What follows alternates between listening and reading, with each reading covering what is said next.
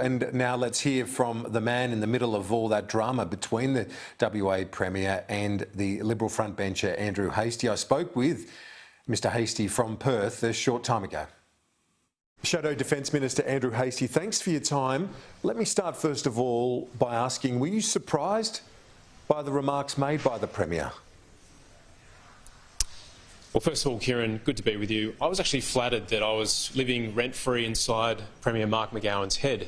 I wasn't surprised that he was running down Australian MPs in China, but I was surprised that he'd do that, given that he was a former legal officer in the Royal Australian Navy.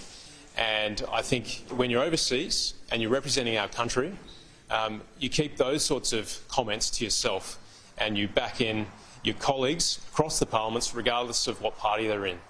So I think it's pretty damaging, and frankly, it shows that he's out of his intellectual depth. Had he read Penny Wong's speech from earlier in the week, which was a good, strong speech, he'd be asking her if she was taking Cold War pills too. He hasn't read it, obviously, and that's why I encouraged him to do so today.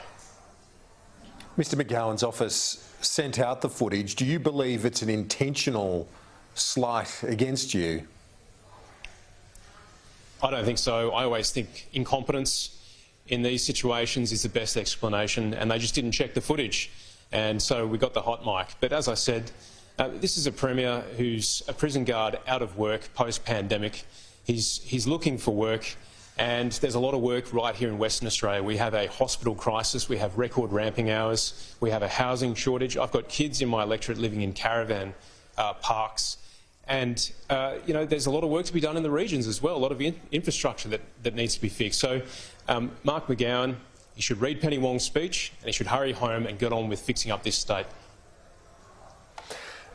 Do you think it's a political risk for you to take him on? Clearly, you've absolutely responded with both barrels today. Is it a political risk given how popular he is in your home state? I don't think so. I think people are looking for leadership. We're looking for change. As I said, he was one of the most heavy-handed premiers during the pandemic. We've moved out of the pandemic, and there's a lot going on in WA. We've got AUKUS. We've got the forward rotation west, which is going to start in the next 4 years. He's not talking about it at all. And we need fresh eyes and fresh leadership to build up our state. There's a lot happening in the world, and like I said, this is a guy who doesn't have a lot of intellectual range. And I'm going to take him on. That's my job. You know, the Liberals have had a tough time in this state over the last few years, but we're having a fight back, and I'm proud to lead that as part of the WA team, along with Michaelia Cash and my state parliamentary colleagues. Do you believe it's a positive that Premier McGowan has gone to China to try and build on the trade relations between your state and that major trading partner? Of course. We're a trading nation. We want to do business with everyone. And this is what Penny Wong made clear in her speech. We are a trading nation, and our prosperity is tied to our neighbourhood.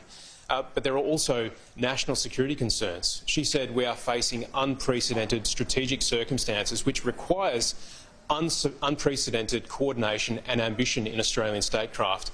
Who is driving that change? Well, it's China. And it's clear in her remarks that that's where the change is coming from. She mentioned militarisation of disputed features, bad behaviour in the air over the South China Sea. She mentioned missiles being fired over Taiwan and, of course, into Japan's economic waters. She mentioned the recent training exercises practising for a blockade of Taiwan. I mean, it's clear as day. And so Mark McGowan needs to engage with reality. Good on him for seeking to build our trade relationship. He should be doing that with all the countries in our region. But he needs to be careful about what he says, because I think he's undermined the national interest by running his mouth off at this lunch in Beijing. Penny Wong did deliver that important speech this week. You've mentioned it a couple of times. So is it fair to say you think she's getting the balance right between holding firm in our national interest but trying to rebuild and foster what appears a thaw with Beijing?